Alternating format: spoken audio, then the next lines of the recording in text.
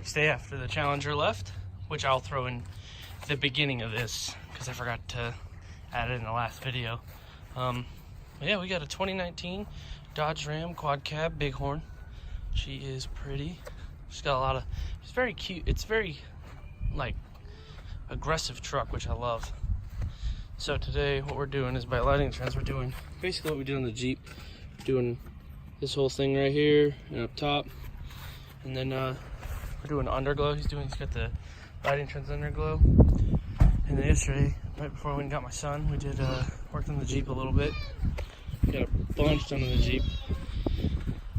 I had to get it out, but I mean, the bell housing's back in, oil pan's back in. Hold on, we got dogs. So yeah, get everything going. Come here, go now. Here's the shop I cleaned up. It was a little dirty. Here's the transmission. This is literally all we gotta do is put the transmission in, put the starter back in, pull her out, and she's good to go. Here, I'll show you what the kit looks like that we're doing.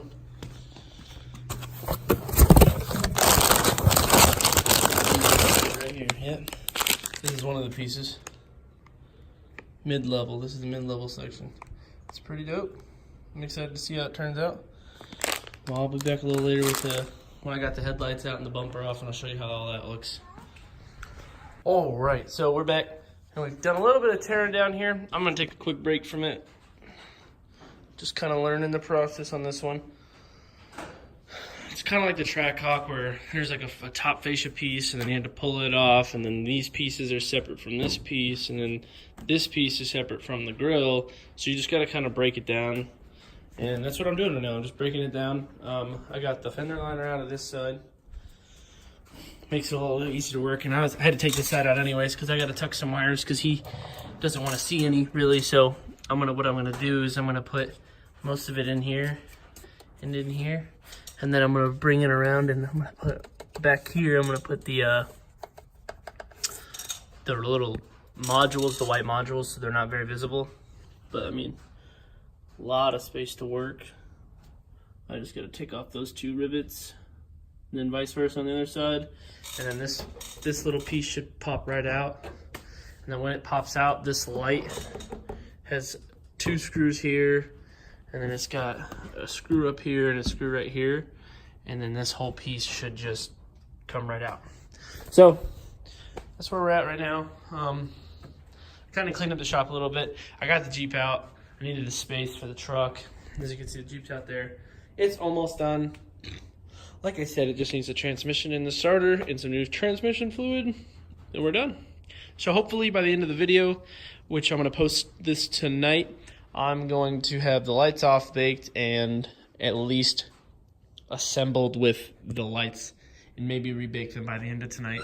And then in the morning, I will fog test them, and yeah, and then we'll have a finished product. And then the underglow should only take me about an hour and a half. So yeah, won't be too bad.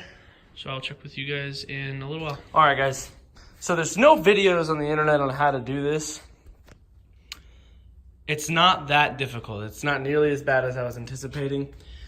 Fair warning, that bumper's heavy, very heavy. But basically all you gotta do is, I took the fender liners out because I'm tucking wire and stuff. You don't have to take the fender liners out. It just makes it a little easier on yourself. But there is a little tiny plastic piece that goes right here. That little guy right there, that one. You take that out. You unplug, basically I guess it's his fog lights. You push this red clip in and you slide it out. You push this down and it will release the clip. You push it and the wire should just come right off. There's 3 bolts, one here, one there, and one there. That you have to get with a wrench. Yeah, it's pretty tough, but yes, you have to get it with a wrench. Same, and then you do vice versa on the other side, but you only have to unbolt stuff on the other side. And then you go to the front and you slightly pick up the bottom half. I would do this with 2 people. Highly recommend it with 2 people. Lift it up kind of from the bottom and swing it out, and it'll release these little, there's like notches in it that slide right in here. You release those, and then you pick it up and you pull it straight out, and that's it. Then to get these pieces out of the way so you can get the headlight out, I'm gonna get this off first. It's just, I think it's, 3 bolts, these 3 bolts right here. 1, 2, 3, and then this fascia piece comes off. The grill, the main grill, should come right out. These pieces I can't take off because they have rivets in them, and I really don't want to drill the rivets. I'm just gonna move this out of my way and unbolt the light and kind of just finagle my way out of it. Because I really don't want to do that. It's just too much, and I don't have the proper rivets for this bumper. So I'm just gonna leave it how it is, and I'm just gonna do what I did vice versa on this side, unbolt them, take them out, and then yeah, we're in business. Then we go straight into the baking process. What's really cool about these lights is there's metal clips, so no matter what, even for the do-it-at-homers, you can't break your clips in your light.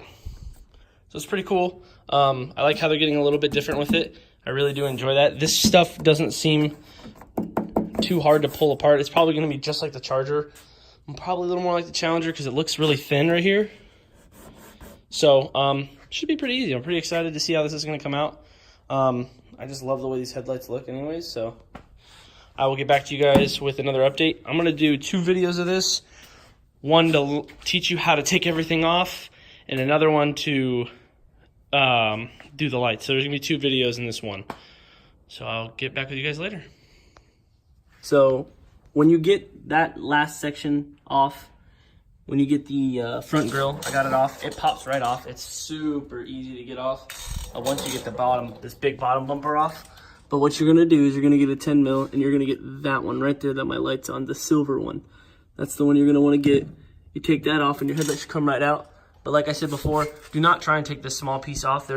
Unless you have the rivets or if you're a body shop and you know what you're doing, I would highly recommend not taking it off. Just be very careful what you do. Don't overextend it. But yeah, so these are about to come out, and then I'll show you, and then you do vice versa on the other side. It's just one more bolt, and then it should come right out. So, and then there are 3 bolts for the grill. One goes there, and then there's 2 more on the inside. You take those off, and then the grill falls straight out. So, and it has little attachments up here up top that it falls into. Make sure the grill's in there when you're unbolting that, or the whole grill's gonna fall out.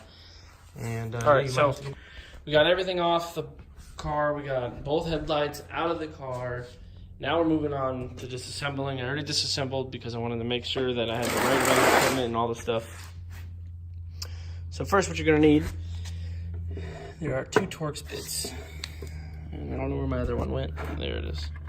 All right, so you're gonna need Torx bits, T20 and T25. T25 is to take off the main stuff right off the bottom. These main bolts that pull the big covers off. And then you're gonna need the T20 to pull off all the little things. The ballast, the alignment like guider, and this little piece. I don't know what this is, but it has to come off because I don't think it can withstand the heat of the oven, and I don't wanna risk it. So yeah, I'm gonna go get ready to bake them. I gotta pull off the metal clips. I don't think I need to pull off these ones, but I know I gotta pull these off, so I'm gonna pull these off now, and I might get lucky and maybe there's some residual pressure pushing back, so when I unclip them and put them in the oven, when it becomes undone, it becomes very like soft, and I can just pull it apart with my hand, and I don't need to touch it with any tools. But I'll videotape it when we get there. I'll probably do that one just like I did the walkthrough on the Challenger video when I'm installing it. I'll show you guys how it's done, and you guys can check it out.